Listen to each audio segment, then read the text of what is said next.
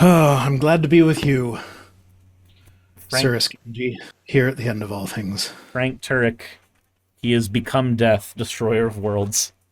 I was quoting Tolkien. Oh, I never thought I would be here with an atheist. Okay. How about with a friend? No. That wasn't in the book. But everybody knows the quote from the movie, so Yes. good enough. It's like, you have my bow and my axe. Good Jep. books, good movies. You know what? I think the movies came out at the perfect time, because if they had been any later, it would have been a CG slop fest, Yep. and any earlier, and the effects wouldn't have been good enough. No, it also helps that we had Peter Jackson. Like, I know, but like even with Peter Jackson, The Hobbit turned into a CG slop fest. Although, if they'd have stuck with Guillermo fucking del Toro for that, it probably would have been better. Del Toro's good. Del Toro is good. And he had a bunch of pre-production stuff ready to go, and they were like, nah, we're going to delete all that and hire Peter Jackson again. And then Peter Jackson fucking hated it. You can see in all the behind-the-scenes stuff, he's like napping in the corners all the time because he was exhausted. They're basically telling him, please outdo yourself. It comes through in the movies where he didn't care anymore. He just wanted to get it done. And then did you go to the theaters to see Lord of the Rings when they re-released it? No. For the 20th or 25th anniversary, I guess it would have been. I did not. So I did. We went to see all three of them. They were the extended editions in the theater, so it's like 4 hours each. And there's like one Friday, one Saturday, one Sunday. Right. And it was great. We As loved God it. intended. Yeah. But like they had Peter Jackson record an introduction to each of the movies, and he's an old man now, so he was old man rambling. And it was seriously like listening to Abe Simpson tell one of his stories. And it just kept going and going and going. And then Cirrus, the best part, it got to the end of it. It faded to black, and we're all anticipating the movie starting. And then it came back on, and the exact same old man rant played a second time. The whole thing, all the way through, for every single one of the movies. We got two old man Peter Jackson rants. It was both painful and hilarious. I did get a laugh out of the theater because when at the third one, because it was the same audience at all three of them. Yeah. It's like, who's going to go to the third one, but not the first and second? So after his first old man rant on the third one, I yelled out "Encore!" or something like that. Because you knew what was going to happen. Yeah, because you knew it was going to happen. A little chuckle out of the audience, and then he did it again, and everybody's going to get popcorn and stuff. It was fun though. 4 hours each. Please tell me there was an intermission in the middle of each movie. No, there was not. That's not. Hey. They are super strict about copyright shit. Don't do that. Yeah, Monty Python, if you use more than like half a second of their thing, they claim you immediately. I don't know how they do it. But yeah, no, it's... So my partner really, really loves the movies. She's never read the books, but she loves the movies to a point where when it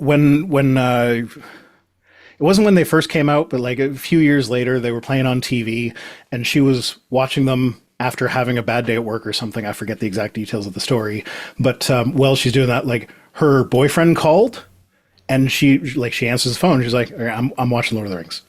And then he's trying to have a conversation with her. She's like, "No, I'm watching Lord of the Rings." And then he broke up with her, and she was like, "Okay, bye. I'm watching Lord of the Rings." Like, didn't phase her. She's like, I'm watching this movie. You cannot interrupt this movie. Doesn't matter. Like, I don't care that you want to break up with me. I'm finishing the movie. I mean, that's how passionate she is about watching these movies all the way. Like, we hadn't watched them together yet because our lives are so busy that we know if you start one of them, you have to go all the way through, and that's a 12-hour commitment. And we never had that. Mm-hmm. Then when they released them in the theaters, we're like, okay, we're doing it now. We put an onion at our belt like it was the style. Oh, okay. Yeah, old man Simpson story. Yeah, Lord of the Rings is serious business. Yes, absolutely. I'm going to be honest. Now she base. kind of hates me because I'm such a big fan of the books. I'll be telling her like, oh yeah, so they did it this way in the books, and that's a little better, and I understand why they did it this way in the movie, but the books are. It's like I hate what they did with Faramir in the movies. I understand why they did it, but I hate that they did it. I mean, I'm that guy with Dragon Ball. Anytime that, because like Dragon Ball's been redone so many times now. We've got the original Japanese version. We've got the American version that came out initially. We've got the orange box version after that. We've got Kai after that, and they're all the same story, same animation, just different cuts and different dubs and everything. And then of course it's all based on the manga. Any time that I'm watching Dragon Ball, I'm just like, oh yeah, nope, I know why they made this change, because they needed to do this thing because it was culturally relevant at the time, and then they were able to change it 20 years later. If a friend's watching Dragon Ball with me, I will hear "shut up" at least 3 times. Fennec the Rabbit says, but you need costumes and thematic snacks. We were legitimately offered cherry tomatoes by someone dressed as an elf during the scene where Lord Denethor is eating his cherry tomatoes. Oh, that's great. Of course I said no, because my autistic ass is like, I don't know if you washed your hands before touching that. I know for a fact I haven't washed my hands after all of the blackberries I've eaten today, but that's because I went to the blackberry bush and just started shoveling mouthfuls in. Okay, well, that's it for the stream. Thank you for joining me. Have a good week. As always, I'll be back on Twitch next week. You can all make me wear hats again. I can do my job without being as stressed out then. Yay! I'm sorry. It was my unpaid intern. It wasn't me. I agreed with everything you said, and if I get in trouble with that, it was my unpaid intern. I notice how you're only vocal about your agreement with everything I said when you're exclusively on my channel. Okay, so I have been having fun in recent videos, literally going, and then there's Vice Rhino, rest in peace, and then continuing. I've had so many people in the comment section go, okay, you need to contextualize that for me. I don't know what's going on. Is something wrong? Okay. I've been having fun with it. Okay. I'm glad you've been enjoying my jail time. Look, we have to go from you sending me a profuse apology over text to, no, this is actually really fucking funny in hindsight. We have to bridge that gap somehow. Yeah, but usually the hindsight comes after it's over. Yeah, well... That's next week. Next week is hindsight. Okay, next week is hindsight. I'm still doing it now. Okay, Jess is trying to hurry me along, so as always, fuck off. Midwestern goodbye! Well...